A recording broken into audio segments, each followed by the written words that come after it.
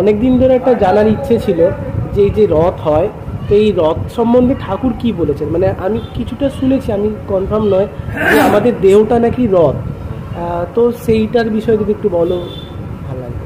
ঠাকুর বলছে যে এই তোমাদের বাসের কাঠের রথের কথা বলা হয়নি, এই যে সপ্ত ধাপ এগুলো দেহের সপ্ত চক্র রথের। আচ্ছা, তুলাদার স্বাধিষ্ঠান মণিপুর অনাহত বিশুদ্ধ আকাশ সংস্কার, এই সপ্ত ধাপের উপর বসে আছে জগতের নাম, তিনি জগন্নাথ। যার চক্রে এই জগৎ চলছে রথের চাকা। হ্যাঁ, আচ্ছা, এটাই হলো রথ। তো তাহলে তো এগুলো চেঞ্জও হবে, মানে একবার শেষ হওয়ার পর আবার তো ঠাকুর বলেছেন আবার একটা মূলাধার স্বাধিষ্ঠান অনাহত, মানে এই চক্রটা চলতেই থাকবে।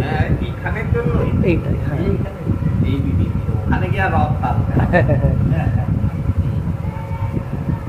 এই দেহের ধাপে ধাপে উঠতে উঠতে গিয়ে কিছু সমস্যাতে গিয়ে পরম সত্যের সাথে পরম চৈতন্যের সাথে মিলিত যে অবস্থা, ওইটাই জগন্নাথ দাস।